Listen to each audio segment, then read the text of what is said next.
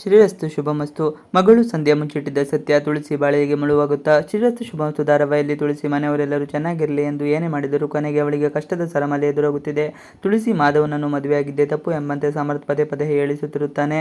ಇತ್ತ ಅಭಿ ಕೂಡ ತುಳಸಿಗೆ ನೋವು ಕೊಡುತ್ತಿರುತ್ತಾನೆ. ಇಷ್ಟೇ ಅಲ್ಲದೆ ಅಭಿ ಬೇಕಂದಲೇ ಸಮರ್ಥ್ಗೆ ಕೂಡ ಅವಮಾನ ಮಾಡುತ್ತಿರುತ್ತಾನೆ. ಇದೆಲ್ಲವನ್ನು ನೋಡಿಕೊಂಡು ತುಳಸಿ ಒಳಗೆ ನೋವು ಅನುಭವಿಸುತ್ತಿರುತ್ತಾಳೆ. ಅಭಿಯನ್ನು ಸುಲಭವಾಗಿ ಆಡಿಸುತ್ತಿರುವ ದೀಪಿಕಾ. ಇನ್ನು ಅಭಿನ ಪ್ರೀತಿಸಿ ಮದುವೆಯಾದ ದೀಪಿಕಾ ಯಾವ ವಿಚಾರಕ್ಕೆ ಹಠ ಮಾಡಿದರೂ ಮಾತು ಕೇಳುತ್ತಿರಲಿಲ್ಲ. ಆದರೆ ಈಗ ಯಾವುದಾದರೂ ವಿಚಾರಕ್ಕೆ ಆಗಲಿ ಅಭಿ ತನ್ನ ಕೆಲಸವನ್ನು ಮಾಡುವಂತೆ ಮಾಡಿಕೊಂಡಿದ್ದಾಳೆ. ಇದಕ್ಕೆ ಶಾರ್ವರಿ ಅಭಿ ಯಾರ ಮಾತನ್ನು ಹೇಗೆ ಕೇಳುತ್ತಾನೆ ಎಂಬ ಟ್ರಿಕ್ ಹೇಳಿಕೊಡುತ್ತಿದ್ದಾಳೆ. ಅಭಿಗೆ ಹೀಗೆ ಮಾಡು ಎಂದರೆ ಯಾವತ್ತೂ ಕೇಳುವುದಿಲ್ಲ. ಅದರ ಮುಂದೆ ಹೀಗಾಗಬಹುದು.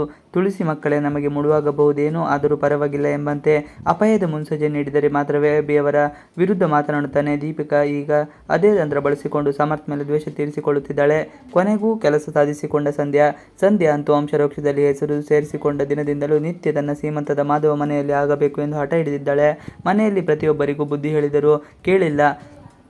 ಅಷ್ಟೇ ಅಲ್ಲದೆ ಅಭಿ ಹಾಗೂ ಸಮರ್ಥ್ ಈ ವಿಚಾರಕ್ಕೆ ಜಗಳ ಮಾಡಿದರೂ ಕೂಡ ಸುಮ್ಮನಾಗದ ಸಂಧ್ಯಾ ಶ್ರೀಮಂತ ಮಾಡಲೇಬೇಕು ಎಂದು ಹಠ ಮಾಡಿದ್ದಾಳೆ. ಮಾಧವಗೆ ಸಂಧ್ಯಾ ಬುದ್ಧಿ ಗೊತ್ತಿಲ್ಲವಾದರೂ ಅವಳ ಆಸೆಗೆ ಸ್ಪಂದಿಸಿ ತನ್ನ ಮನೆಯಲ್ಲಿ ಶ್ರೀಮಂತ ಮಾಡಲು ಮುಂದಾಗಿದ್ದಾನೆ. ಇದಕ್ಕೋಸ್ಕರ ದತ್ತ ತನ್ನ ಮನೆಗೆ ಹೋಗಿ ಎಲ್ಲರನ್ನೂ ಒಪ್ಪಿಸಿದ್ದಾನೆ. ಗರ್ಭಿಣಿ ಅಲ್ಲ ಎಂಬ ಸತ್ಯ ತಿಳಿದ ತುಳಸಿ ಸಂಧ್ಯಾ ತನ್ನ ಆಸೆಯಂತೆಯೇ ಮಾಧವ ಮನೆಯಲ್ಲಿ ಅದ್ದೂರಿಯಾಗಿ ಶ್ರೀಮಂತ ಮಾಡಿಕೊಳ್ಳಲು ಸೀರೆಯನ್ನುಟ್ಟು ಬರುತ್ತಾಳೆ. ಹೊಟ್ಟೆಯಲ್ಲಿ ಮಗುವಿಲ್ಲದ ಕಾರಣ ದಿಂಬನ್ನು ಕಟ್ಟಿಕೊಂಡಿದ್ದಾಳೆ. ದಿಂಬು ಉದುರಬಾರದು ಎಂದು ಟೈಟ್ ಆಗಿ ಡಾಬನ್ನು ಕೊಟ್ಟಿದ್ದು ತುಳಸಿ ಸರಿ ಮಾಡೋಕೋ ಇಲ್ಲದಿದ್ದರೆ ಬೆಳೆಯುವ ಮಗುವಿಗೆ ತೊಂದರೆ ಎಂದು ಹೊಟ್ಟೆಯನ್ನು ಮುಟ್ಟುತ್ತಾಳೆ. ತಕ್ಷಣವೇ ಸಂಧ್ಯಾ ಅಲ್ಲಿಂದ ರೂಮಿಗೆ ಹೋಗುತ್ತಾಳೆ. ಅನುಮಾನಗೊಂಡ ತುಳಸಿ ಸಂಧ್ಯಾ ಕಟ್ಟಿಕೊಂಡ ದಿಂಬನ್ನು ತೆಗೆದು ಬೈಯುತ್ತಾಳೆ. ಗರ್ಭಿಣಿಗೆ ಆಗಿಲ್ಲ ಎಂದು ಸುಳ್ಳು ಹೇಳಿ ಶ್ರೀಮಂತ ಮಾಡಿಕೊಳ್ಳುತ್ತಿದೆ ಎನ್ನುತ್ತಾಳೆ. ಮಗಳ ಕುತಂತ್ರದಿಂದ ತುಳಸಿಗೆ ಕಂಟಕ.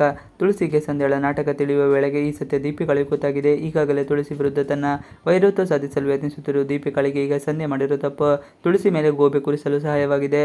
ಮುಂದೆ ತುಳಸಿಗೆ ದೀಪಿಕಾ ಯಾವ ರೀತಿ ನೋವು ಕೊಡುತ್ತಾಳೆ.